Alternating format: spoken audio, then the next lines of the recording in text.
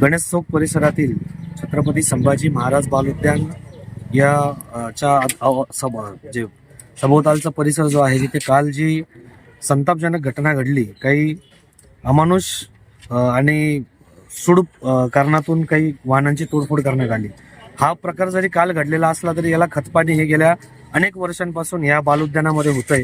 इथे विविध प्रकारचे लोक इथे जमा होतात, नशा करतात, मुलींना आणतात आणि तिथून जो वाद तयार होतो आणि मग त्या वादाचा जो त्रास आहे तो आजूबाजूच्या स्थानिक नागरिकांना सहन करावा लागतोय. गेल्या अनेक दिवसांपासून आम्ही वेगवेगळ्या प्रकारे पत्रकं दिले, पोलीस स्टेशनला अर्ज दिले, नगरपालिकेच्या निदर्शनास आणून दिलं. अनेक गोष्टी करूनही हे लोक अजूनही कुठल्याही प्रकारची ऍक्शन घेत नाही. इव्हन आजही 112ला फोन केला असता, आता साधारण 1 तास झाला, अजूनही पोलीस प्रशासन इथे पोहोचलं नाही.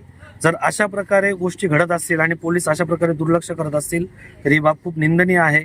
कारण पोलीस प्रशासनाकडनं आजही आम्हाला अपेक्षा आहे की त्यांनी या सगळ्या गोष्टींना आळा घातला पाहिजे. परंतु असं घडत नसेल तर उद्या आम्ही अंबड पोलीस स्टेशनला जातोय, सगळे स्थानिक नागरिक निवेदन देतो आहे. परंतु जर या गोष्टीवरती सुधारणा झाली नाही तर पुढे आम्ही ठिय्या आंदोलन करू, हे मी तुम्हाला या माध्यमातून नक्कीच सांगतो. मी डॉक्टर पूनम योगेश महाले, प्रभाग क्रमांक 24च्या गणेश चौक येथील मयुरी मिनी ट्रेन गार्डनच्या परिसरात आत्ता आहोत आपण. काल रात्री काही समाजकंटक विघातक अशा वृत्तींच्या द्वारे आमच्या परिसरातील नागरिकांच्या गाड्यांची तोडफोड केली गेली, नुकसान पोहोचवलं गेलंय. आज 26 जानेवारी प्रजासत्ताक दिन आपण साजरा करतोय. अशा वेळेला असं एक वातावरण निर्मिती, भीती निर्माण करण्याचा हा एक प्रयत्न होता. या सगळ्यांवरती फार कडक कारवाईची गरज आहे. एक प्रकारचा इथे असलेला एक न्यूसन्स आहे. त्या न्यूसन्सच्या विरोधात आज माझ्याबरोबर माझे सगळे नागरिक आहेत.